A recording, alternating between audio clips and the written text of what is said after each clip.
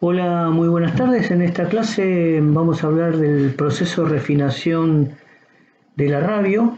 Tenemos que recordar entonces que el arrabio es el producto de la obtención del hierro dentro del alto horno. Recordemos que la reducción de los minerales de hierro se lleva a cabo dentro del alto horno y como producto se obtiene una masa fundida que tiene principalmente un alto porcentaje de carbono, además de otras impurezas que puede contener como silicio, manganeso, fósforo, azufre, etc. Por este motivo se lleva a cabo un proceso de refinación.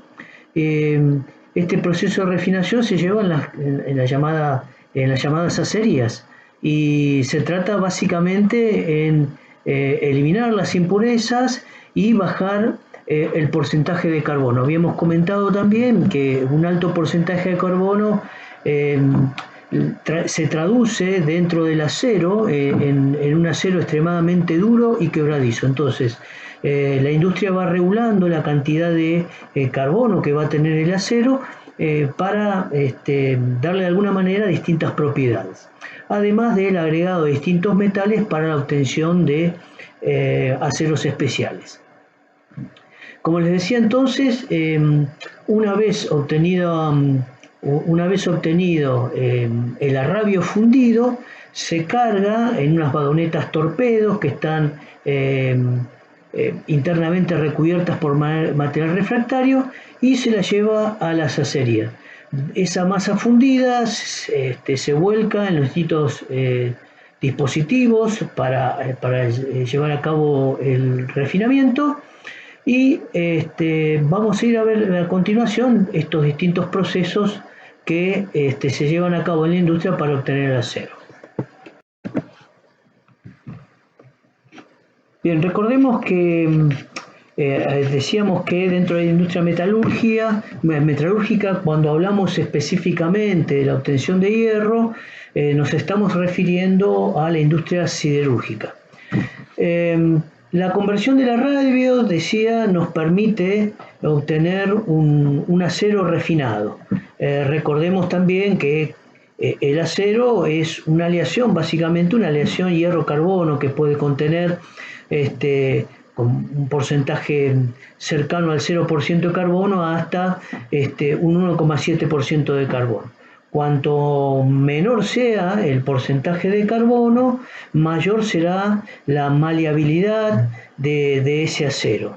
Es muy poco utilizado los aceros en realidad que tengan un porcentaje de carbono muy bajo, salvo en casos especiales. También este tipo de acero se conoce con el nombre de acero pudelado.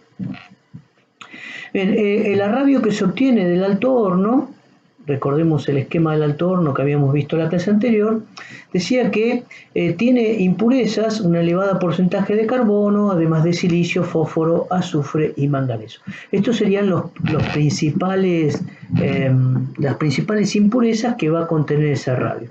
Recordemos también que parte de las impurezas que están presentes en el mineral de hierro son separadas en la formación de escoria, ¿sí?, que flotaba dentro del crisol por encima del arrabio, y antes de la colada del arrabio se lleva a cabo una separación de esa escoria que contiene un gran porcentaje de pureza. De todas maneras, sigue existiendo una gran cantidad de impurezas y por eso se lleva al refinado.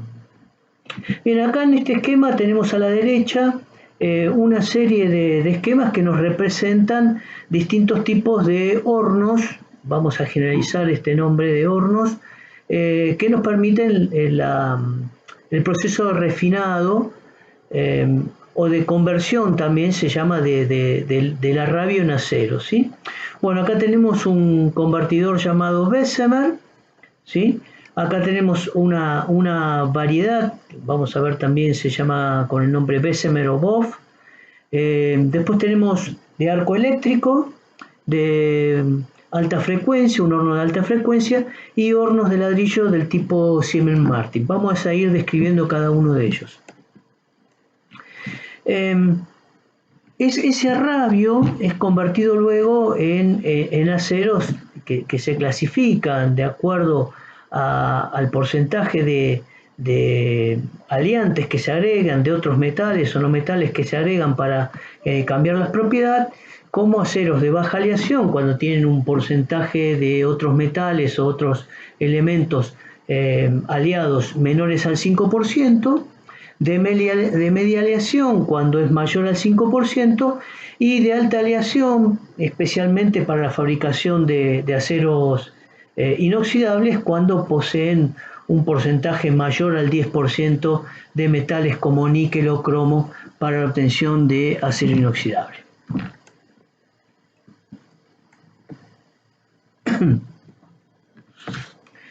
Bien, decíamos entonces que las impurezas contenidas en el arrabio básicamente tienen una gran afinidad al oxígeno, y por eso lo que se necesita es oxidarlos.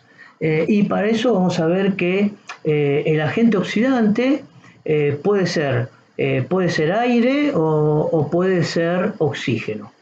Esto va a dar lugar a la formación de distintos óxidos que van a terminar transformándose en escorias.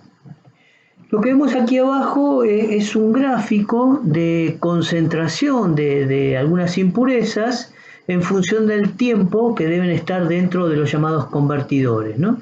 Vemos que el elemento que primero se elimina, o el más fácil de eliminar, es el silicio. Fíjense que antes de los 10 minutos todo el silicio debería ser oxidado y pasado a formar escoria. Luego sigue el manganeso y por último el carbono. Fíjense que necesitamos más de 15 minutos para eliminar el máximo de carbono, dejando una cantidad de carbono suficiente para obtener un acero relativamente maleable. También se conoce con el nombre de acero dulce, cuando tienen un bajo porcentaje de carbono.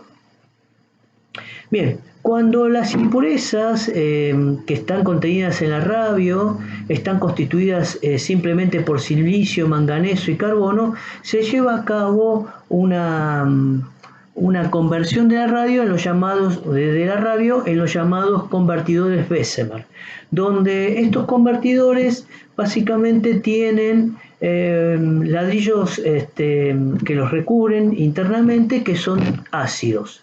Son ladrillos refractarios ácidos. Vamos a ver por qué. Bueno, veíamos ahí en el gráfico que el primer elemento y el más fácil de eliminar es el silicio. Esto tiene que ver por su gran afinidad con el oxígeno, y al combinarse forma dióxido de silicio, que le va a permitir luego formar silicato fácilmente y pasar a la escoria, ¿no? Esta reacción de oxidación del silicio, como vemos aquí, es una reacción extremadamente exotérmica, tiene un delta H muy negativo. Y bueno, es importante esta reacción, importantísima, para que la reacción, el calor liberado por esta oxidación, mantenga toda esa masa fundida por mayor tiempo, ¿no? Se pueden alcanzar dentro de un convertidor temperaturas cercanas a los 1600 grados, y básicamente se intenta aprovechar el calor liberado en los procesos de oxidación, y en este caso el del silicio, la cantidad de calor liberada es muy grande, ¿no?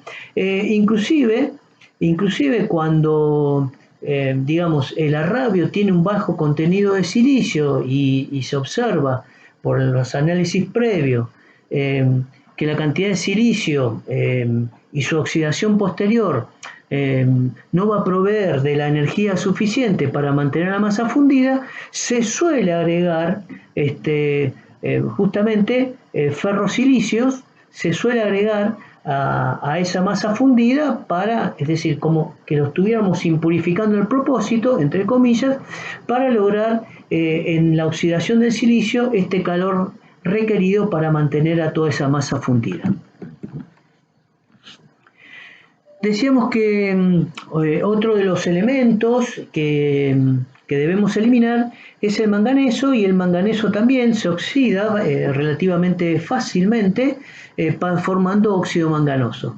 Vemos ahí que el calor liberado es de aproximadamente menos 95 kilocalorías por mol de manganeso, es algo menor, prácticamente la mitad de lo que libera un mol de silicio al oxidarse, pero también este calor liberado en esta oxidación es suficiente para que en el proceso Bessemer o en este convertidor Bessemer se lleven a cabo las reacciones.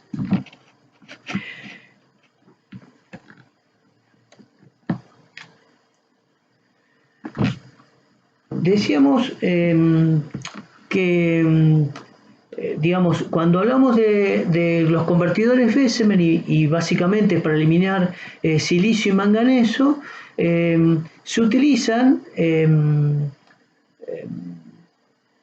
recubrimientos de ladrillos refractarios que son más bien ácidos, ¿sí? Estos recubrimientos ácidos no proveen de un buen ambiente para la eliminación de fósforo y azufre. Fíjense que en este otro gráfico se agrega el tiempo necesario para eliminar el fósforo, fíjense, aproximadamente unos 20 minutos. Por este motivo prácticamente se ha eliminado todo el carbono y esto no es bueno, y bueno, si realmente por algún proceso se requiere eliminar todo el carbono para poder eliminar el fósforo, lo que se hace luego es ajustar las condiciones de ese acero agregando parte de acero con una cantidad de carbono conocida, para de alguna manera ir regulando el porcentaje de carbono final en ese acero obtenido. Es decir, si yo intento por este proceso eliminar todo el fósforo, también voy a eliminar el carbono. Recordemos que algo de carbono tiene que quedar, porque de esto se trata una aleación que llamamos acero, básicamente es una aleación hierro-carbono. Entonces, si por algún motivo se elimina todo el carbono, voy a tener que agregar aleación de hierro-carbono con una cantidad de carbono perfectamente conocida, y ir regulando las cantidades para obtener el producto final que uno desea. Entonces, decíamos que esto, si yo llevo o pretendo eliminar el fósforo en un convertidor Bessemer, donde es un proceso ácido, esto va a dificultar el posterior ajuste de ese acero con el porcentaje de carbono. Entonces, esta remoción del fósforo, como decíamos, tiene este problema que elimina todo el carbono, y que después vamos a tener que agregar más carbono para regular los porcentajes correspondientes para obtener un acero.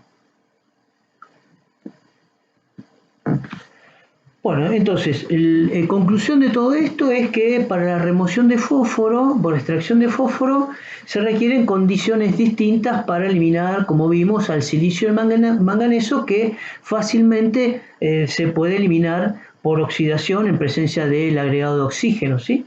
Entonces, para extraer el fósforo no se puede utilizar el proceso de Bessemer convencional, donde los ladrillos refractarios son ácidos, sino que se requiere de un proceso básico. Para esto se favorece agregando óxidos metálicos como óxido de calcio, cal, óxido de manganeso, y también utilizando paredes de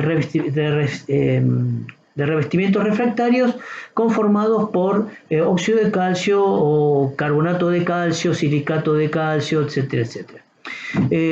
Entonces, este tipo de convertidor que tiene esta variante donde se trabaja en un medio básico se denomina convertidor Thomas.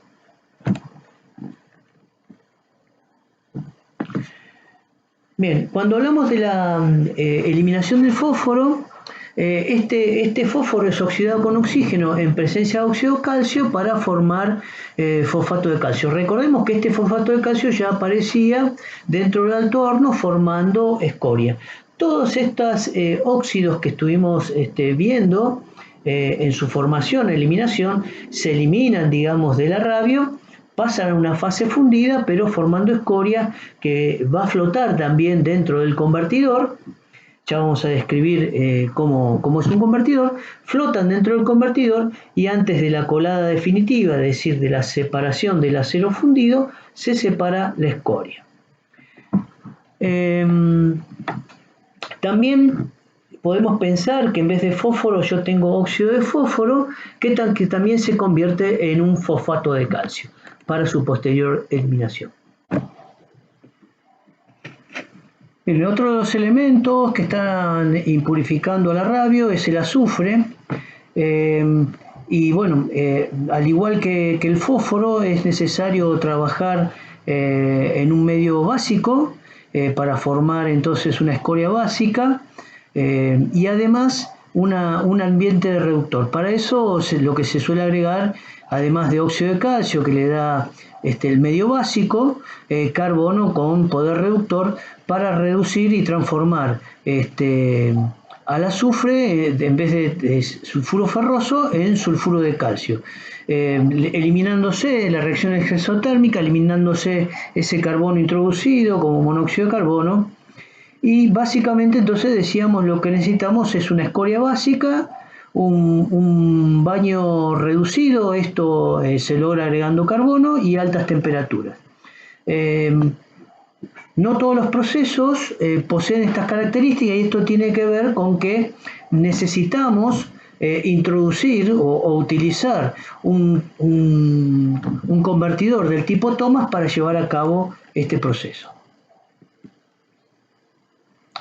Bien, estuvimos hasta aquí, o estuve hasta aquí describiendo un poco los procesos en sí, pero ¿cómo es un convertidor Bessemer?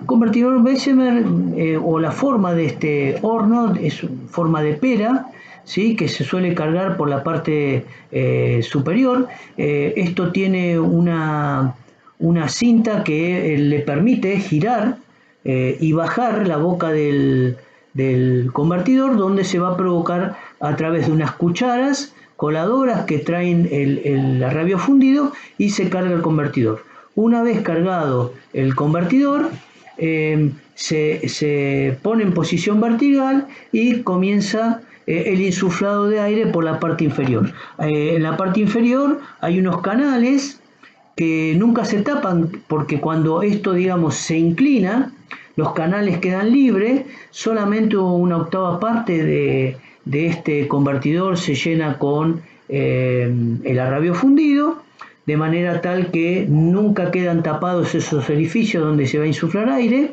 que contiene, sabemos, un 21% de oxígeno. Una vez cargado el convertidor, se vuelve a enderezar y en el mismo momento se comienza a insuflar el aire por la parte inferior. Bien, esto cuando Bessemer lo patenta, digamos, comienza a utilizarse rápidamente porque permitía rápidamente eliminar carbono y silicio, ya que en 20 minutos aproximadamente, luego de una carga, en 20 minutos se obtiene un acero refinado.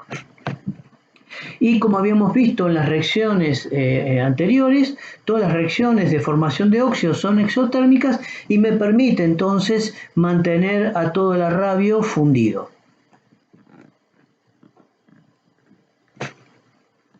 Les decía entonces que, fíjense que acá tenemos en este esquema los orificios por donde va a ingresar el aire comprimido, ¿sí? Hay una cuchara que trae al arrabio fundido y se carga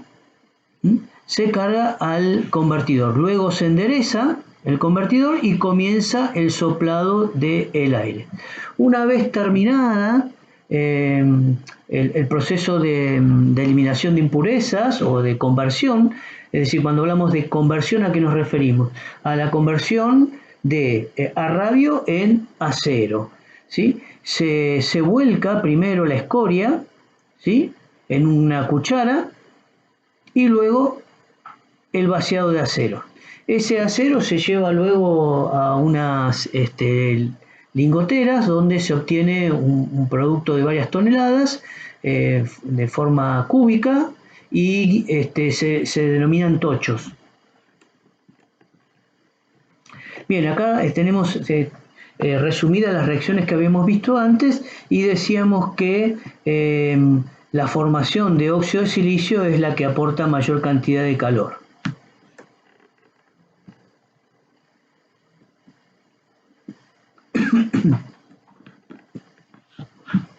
Bueno, decíamos que el proceso Bessemer, acá vemos una fotografía concretamente de un convertidor de este tipo. Básicamente, además de la carga para eliminar el fósforo, además de la carga del arrabio fundido, se necesita agregar un medio básico como es la cal. De esta manera vamos a lograr transformar, decíamos, todo el fósforo en fosfato de calcio y transformado entonces en escoria.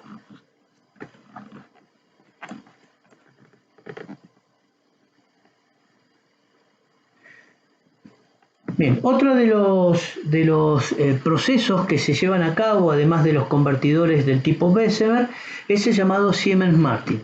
Los convertidores Siemens-Martin son hornos de reverbero.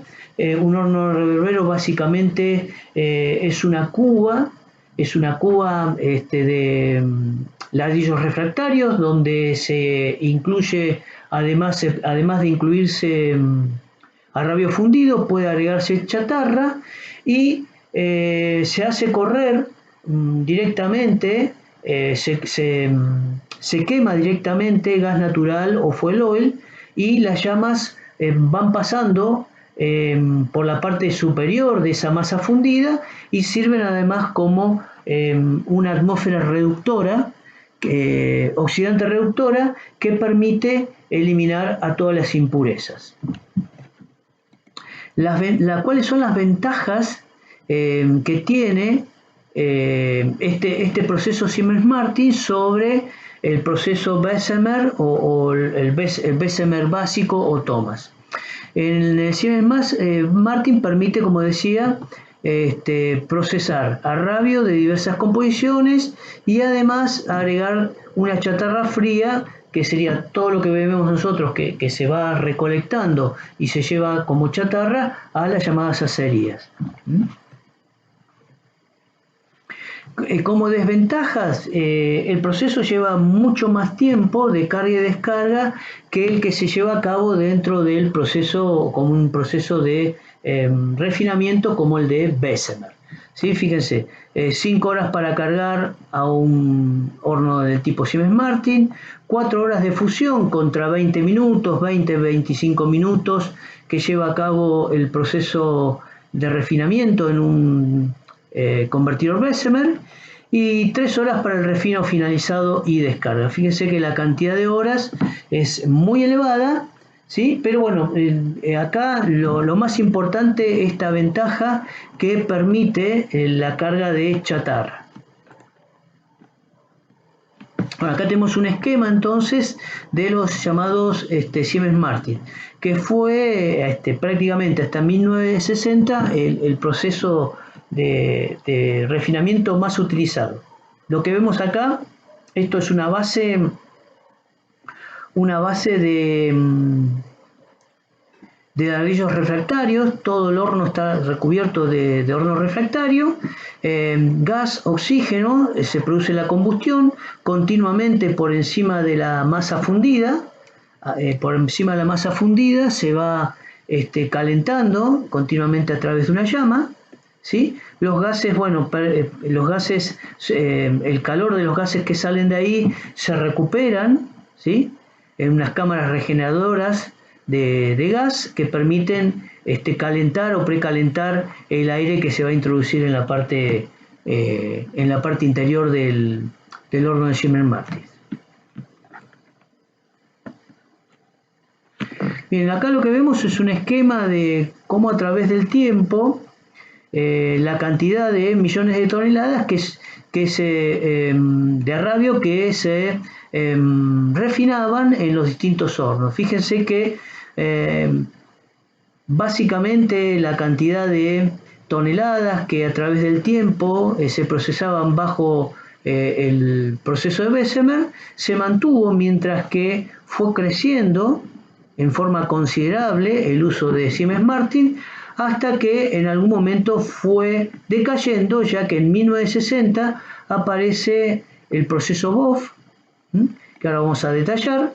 El proceso BOF, que me permite eliminar, además de azufre, el fósforo en un ambiente básico. Y bueno, básicamente lo que vamos a ver es que, a diferencia del Bessemer, lo que se inyecta es oxígeno puro.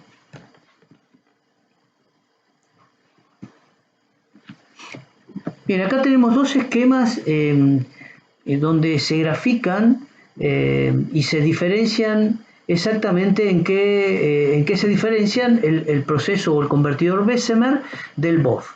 En el Bessemer se inyecta por la parte inferior aire, por eso acá vemos 21% de oxígeno. Directamente se inyecta aire como agente de oxidación para formar los óxidos de aquellos elementos que están impurificando a la rabio.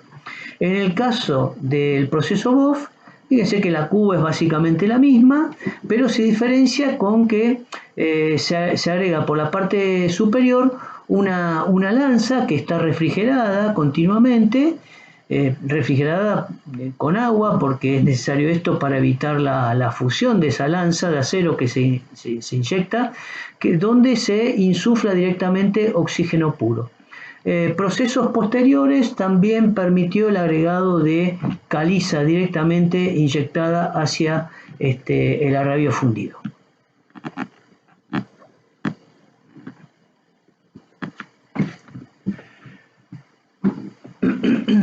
Bien, el proceso, decíamos, BOF es un proceso básico donde se inyecta a través de una lanza directamente el oxígeno, ¿sí? También se conoce con el nombre de convertidores LD, y esto viene de Lance o Linz, lanza con oxígeno o lanza inyectadora de un chorro de oxígeno, que viene del austríaco, ¿sí? Donde por primera vez se utilizó esta variante del proceso Bessemer, ¿sí?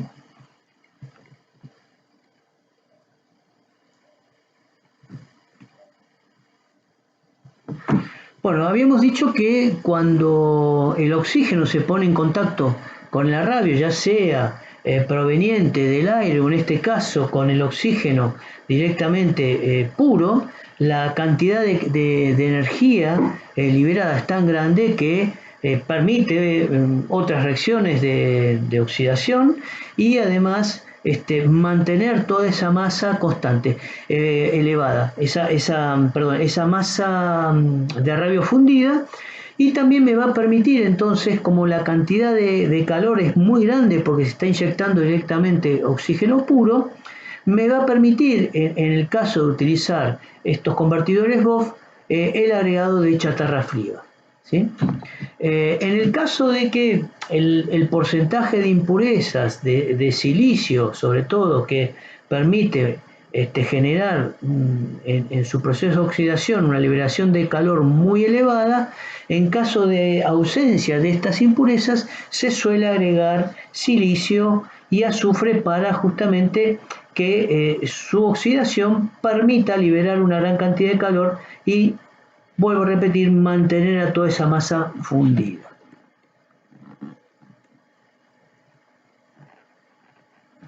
Bueno, una vez terminada la reducción o la purificación o la formación del acero, primero se elimina, como habíamos visto, la escoria, moviendo, inclinando la cuba, se elimina primero la escoria y por último se elimina el acero. Ese acero que les decía se va a llevar directamente a su posterior moldeo. Interiormente, estas convertidores BOF están recubiertos internamente por ladrillos de magnesita. Justamente recordemos que necesitamos un material que sea básico, no solamente recubriendo, sino también, si es necesario, inyectar óxido de calcio o cal viva dentro de ese convertidor. Recordemos que este medio básico es necesario para eliminar principalmente el fósforo y el azufre. Bien, acá vemos todo un proceso, todo un esquema donde tenemos las cucharas que provocan o producen la carga del alto horno, del convertidor BOF, y además una lanza, ¿sí?, que tiene un sistema de subida y bajada de acuerdo a la temperatura y las necesidades para inyectar el oxígeno. Esta lanza que inyecta oxígeno puro está continuamente refrigerada. Bien, además de la inyección de oxígeno, decíamos, también se puede inyectar cal pulverizada junto con el chorro de oxígeno. Esto me permite rápidamente eliminar el fósforo. Recordemos ese gráfico que veíamos anteriormente, donde el fósforo se terminaba de eliminar después de eliminar todo el carbono. Y entonces esta variante me va a permitir eliminar el fósforo sin tener que eliminar completamente el carbono dentro de esa aleación.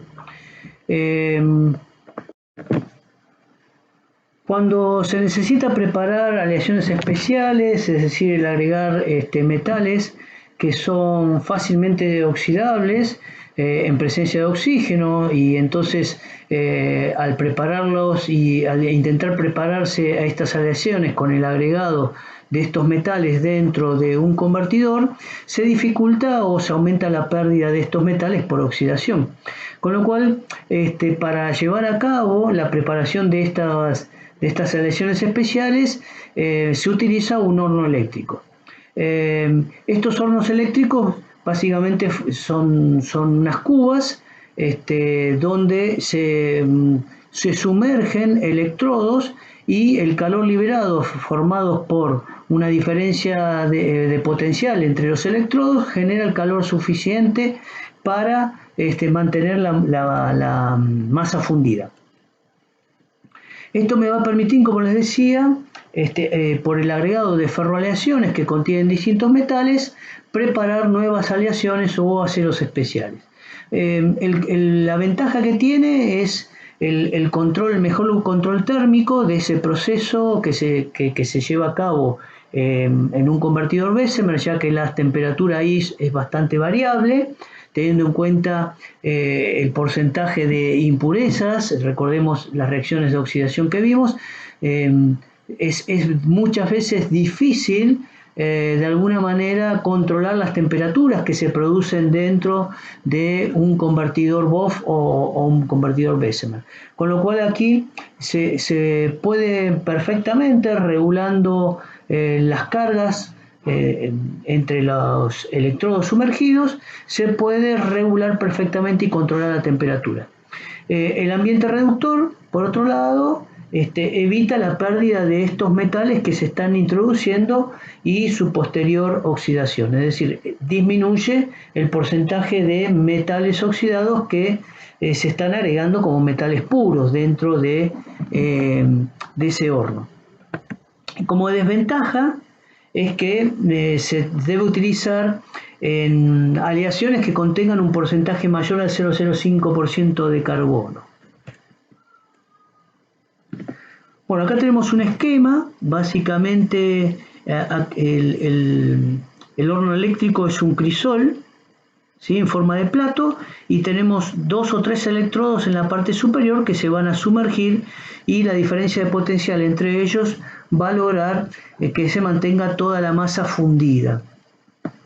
Una vez terminada el proceso de refinamiento o de formación de aleaciones especiales, tiene un sistema que me permite girar también, como en el caso de los convertidores Bessemer, y separar primero la escoria formada y luego de eliminar el acero preparado.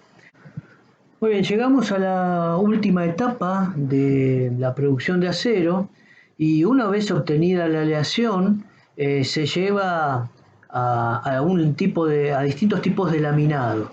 Depende del tipo de acero que se quiera obtener, este laminado que se va a hacer a través de lo que se llaman trenes de laminados, que consisten en rodillos que se encuentran a distinta altura y giran en sentido contrario uno con otro, van obligando a los grandes planchones de acero a pasar a través de ellos y darle el espesor necesario, suficiente, o inclusive darle forma. Cuando digo forma, no sé, forma desde un riel de ferrocarril, una viga, un perfil en forma de T, etcétera, etcétera, o inclusive dar forma a través de un tren de laminado, dar forma de un tubo hueco, o inclusive de barras en forma rectangulares o barras en forma cilíndricas. Todo esto a través del proceso llamado de laminado, como les decía. En sí, entonces, el laminado es un proceso industrial que da forma al metal y que introduce uno o pares de rodillos para reducir su espesor y hacerlo más uniforme. Es un proceso similar al de pasar un rodillo por encima de una masa de pizza, y su objetivo es potenciar las propiedades mecánicas, resistencia a la tracción, el límite elástico, el alargamiento del material. Dependiendo del tipo de material que se quiera obtener, ese laminado se puede llevar a cabo en frío o en caliente. Yo les comentaba que básicamente, una vez obtenido el acero, esto se lo moldea, se obtienen bloques llamados tochos, y luego lo que hay que hacer, o planchones de distinto espesor, y luego se hacen atravesarlo por estos trenes de laminado.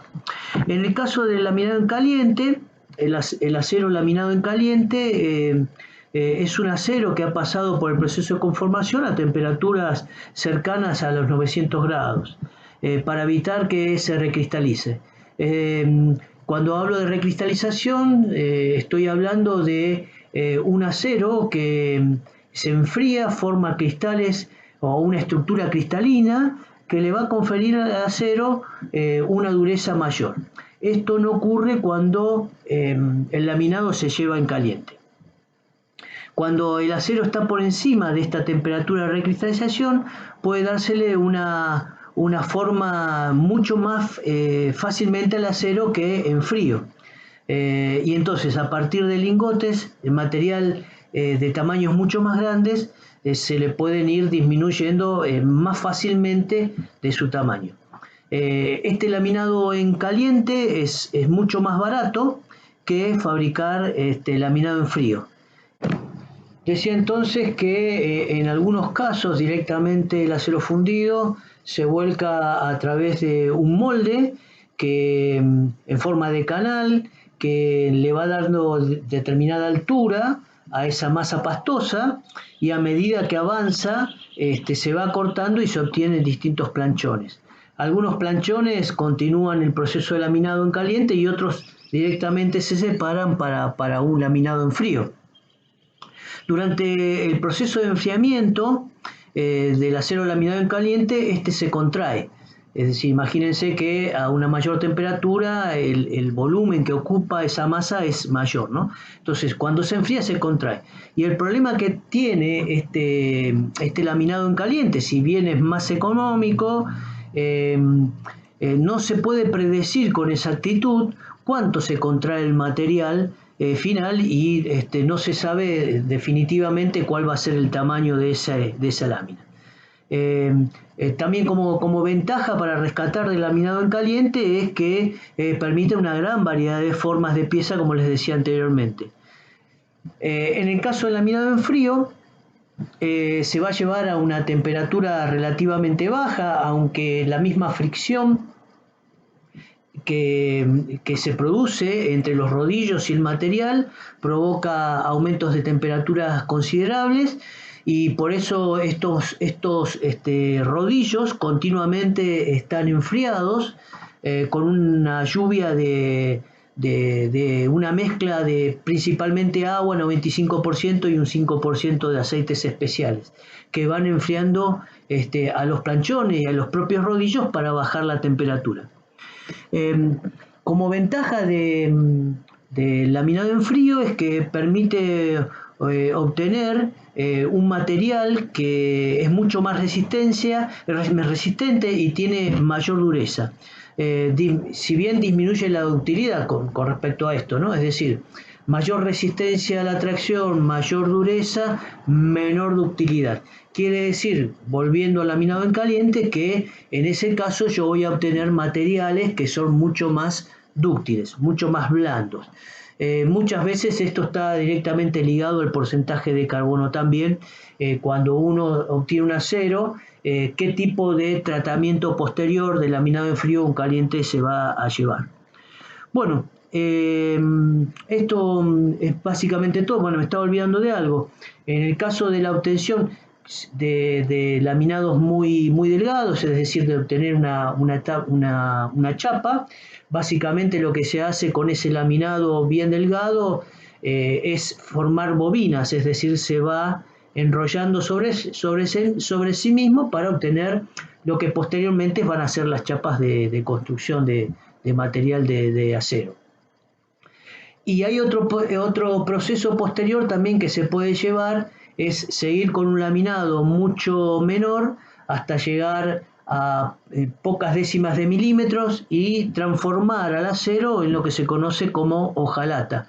Ese acero laminado muy fino se lleva a un proceso de estañado que puede ser electrolítico, simplemente atravesando un baño de estaño fundido, que permite obtener lo que se conoce con el nombre de hojalata, un material de acero recubierto por un material que evita la oxidación del hierro, aunque obviamente es mucho más reactivo el estaño que el hierro, ¿no? Pero impide que se forme ese óxido perjudicial sobre la lata, ¿no? Es un recubrimiento que inclusive, bueno, ustedes saben que la hojalata, el principal uso o uno de los principales usos es en la fabricación de latas para conservas, ¿no?